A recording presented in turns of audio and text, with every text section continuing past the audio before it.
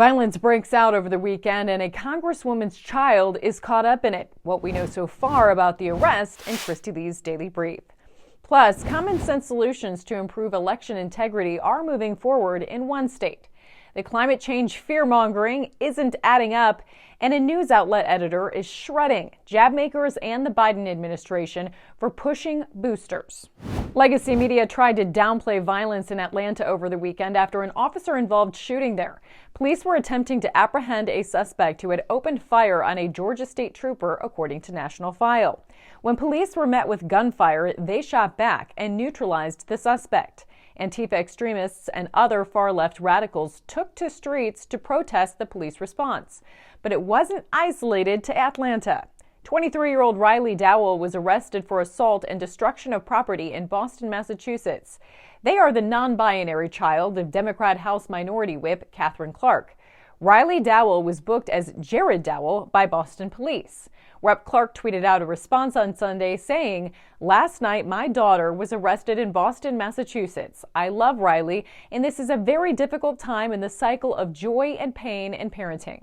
Clark, referring to her child as a daughter, appears to have occurred in the last 2 years, as Clark referenced having only sons with her husband, Rodney Dowell, through as recently as 2020. Wisconsin lawmakers have introduced legislation that forces the state to scrub voter rolls of more than 3 million inactive voters, according to Gateway Pundit. Senators Jacques DePierre and Rep. Baden-Hilbert, both Republicans, introduced the bill. Currently ineligible or inactive non-registered voter names are commingled with the approximate 3.6 million eligible active registered voter names.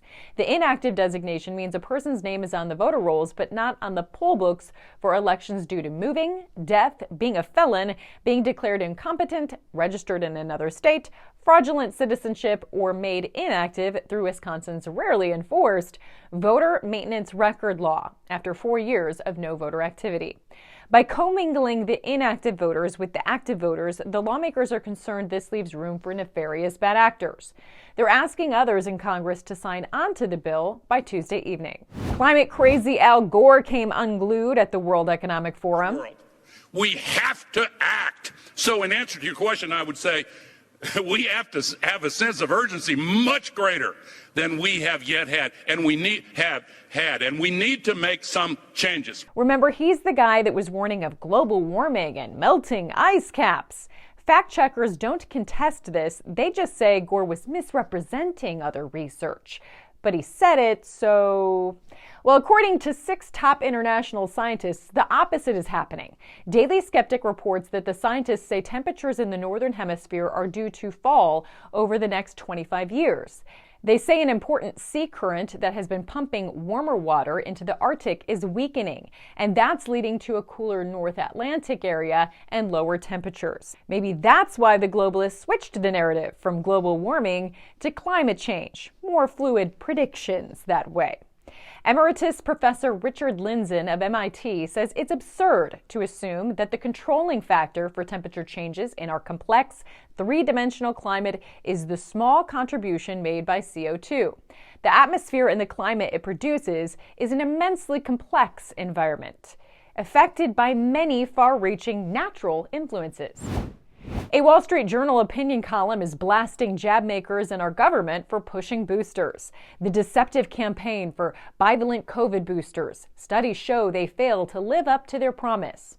But vaccine makers and experts keep pushing them.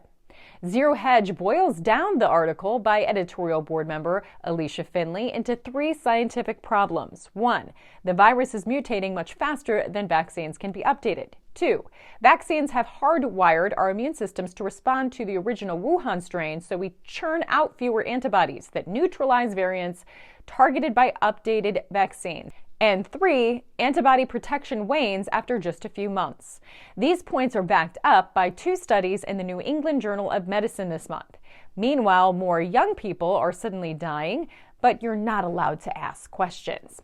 A Fox News executive dies at just 47 years old from a heart attack. And Diamond of Diamond and Silk was just memorialized for dying unexpectedly. Her sister Silk is demanding answers.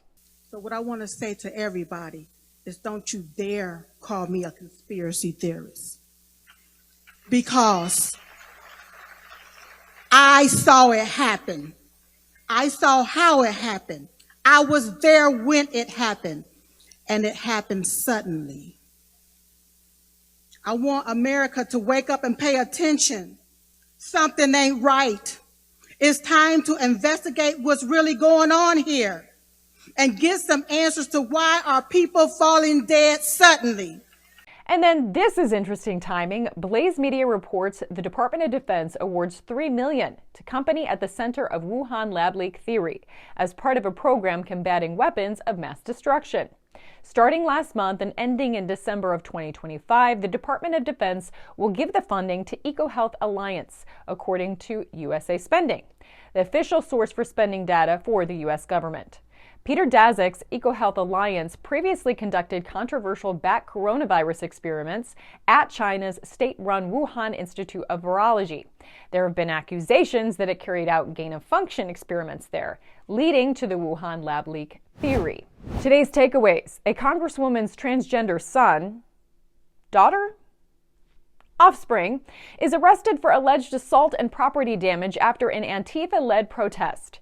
Wisconsin has to introduce a bill just to get inactive voters off the rolls. Scientists are saying the world is actually cooling after years of global warming hysteria. And the jabs and boosters are under increasing scrutiny. For more top headlines, minus the propaganda parroting, go to AmericanFaith.com and subscribe to our daily newsletter. For American Faith, I'm Kristi Leigh.